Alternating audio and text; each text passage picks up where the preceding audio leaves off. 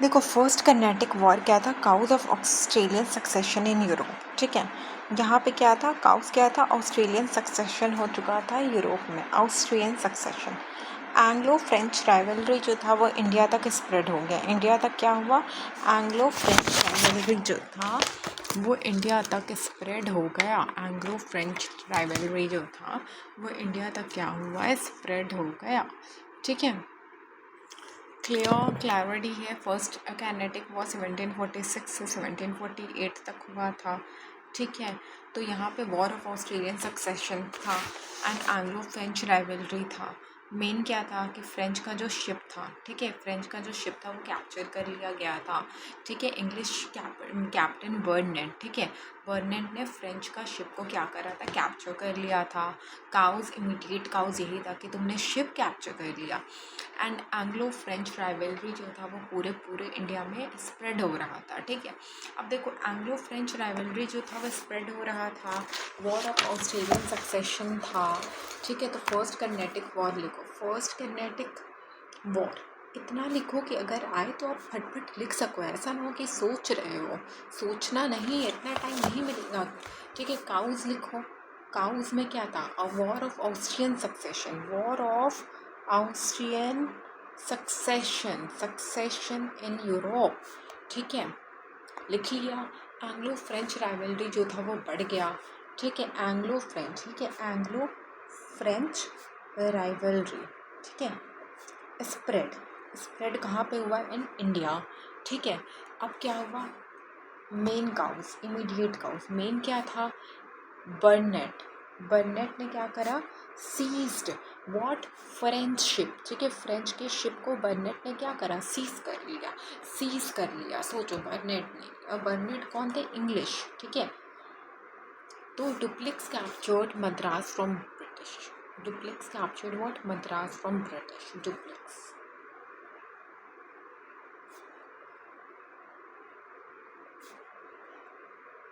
Madras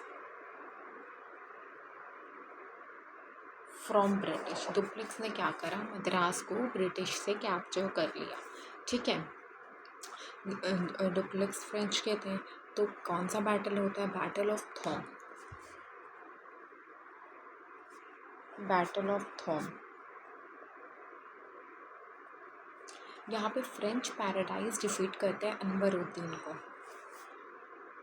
French paradise किसको defeat करते हैं, अनवरुद्दीन। अनवरुद्दीन कौन थे, ठीक है, नवाब ऑफ अनवरुद्दीन। ठीक है, नवाब कहाँ के, नवाब ऑफ अनवरुद्दीन। ठीक है, फ्रेंच पैराडाइज, ठीक है, डिफीट्स हूँ, नवाब ऑफ अनवरुद्दीन। ठीक है, नवाब ऑफ अनवरुद्दीन ऑफ कर्नाटक, नवाब अनवरुद्दीन जो कि कर्नाटक के थे। ठीक है, जो कि कर्नाटक के थे। एंड में एक्सला चैपल साइन होता है, ट्रीटी ऑफ एक्सला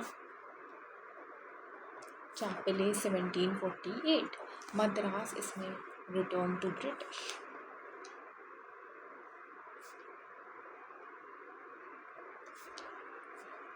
मद्रास किसको दे दिया गया, ब्रिटिश को दे दिया गया कि लो भैया रखो। ठीक है, एक्सला चैपल 1748। मद्रास रिजल्ट क्या था कि showed French military superiority under duplex, कि फिर भी इसमें एक रिजल्ट ये था कि फ्रेंच की सुपेरिटी दिखी। रिजल्ट क्या था कि हाँ, French is superior, French superior. ठीक है, फ्रेंच सुपीरियर, ये चीज़ क्या हुआ, इनको दिखा। ठीक है, नेक्स्ट क्या है, सेकेंड में क्या है, 1749 टू 1754, 1749 टू 1754, 1749 टू 1754। काउस क्या है, succession disputes in Hyderabad and Karnataka में हो रहा था कि कौन बनेगा अगला राजा। कब, कहाँ हो रहा था, हैदराबाद और कर्नाटक। ठीक है, सक्सेशन डिस्प्यूट्स कहाँ कहाँ हो रहे थे, हैदराबाद एंड कर्नाटक में हो रहा था कि कौन बनेगा अगला राजा। काउस लिखो, सक्सेशन डिस्प्यूट्स, सक्सेशन डिस्प्यूट्स इन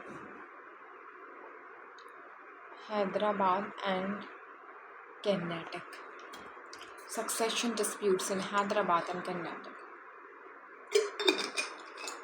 हैदराबाद में नासिर जंग को ब्रिटिश सपोर्ट कर रहे थे, नासिर, ठीक है, नासिर ब्रिटिश सपोर्ट कर रहे थे नासिर को। एंड मुजफ्फरपुर या मुजफ्फ़र, ठीक है, मुजफ्फ़र जंग, दो भाई थे। मुजफ्फ़र को फ्रेंच ने कहा कि लाओ भाई मैं आपको सपोर्ट कर दूँ।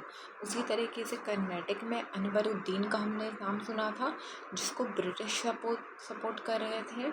एंड चंदा साहेब, चंदा, ठीक है, साहेब, ऐसे लोग कहते हैं ना, फ्रेंच चांद जैसा दिख रहा है, तो इनको ना फ्रेंच सपोर्ट कर रहे हैं, ठीक है। यहाँ पे क्या होता है, बैटल ऑफ अंबूर होता है, Anwaruddin was killed.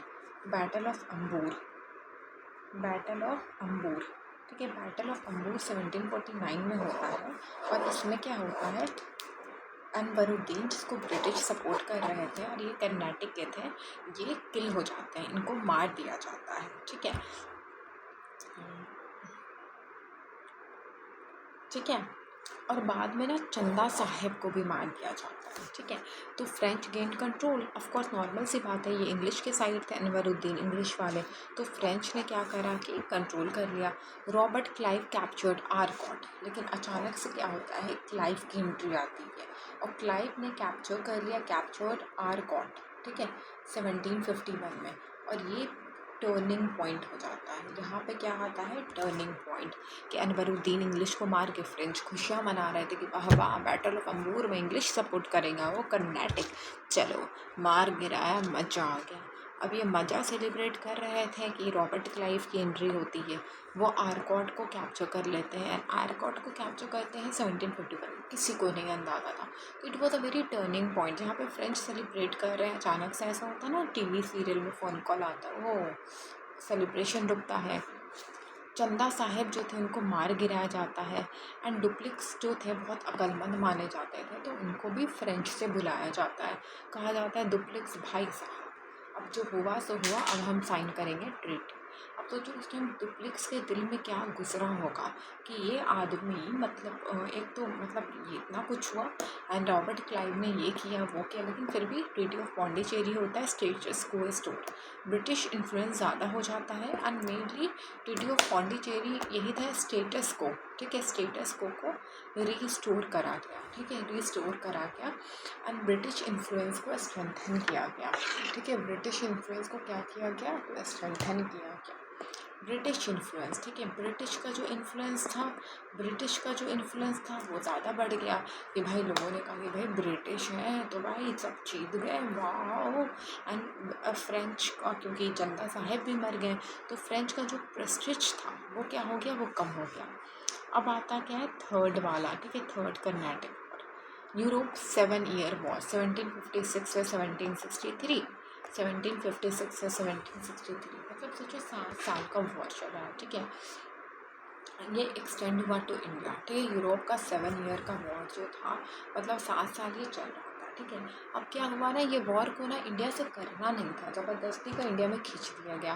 Battle of bandy वैश होता है 1760 में, ठीक है, बैंडी वैश 1760 में, जहाँ पे ब्रिटिश सर आई रूट defeated French Lally, British Eyre Coote ने फ्रेंच के लैली को क्या करा, डिफीट करा। एंड 1761 में ब्रिटिश ने कैप्चर करा पौंडीचेरी,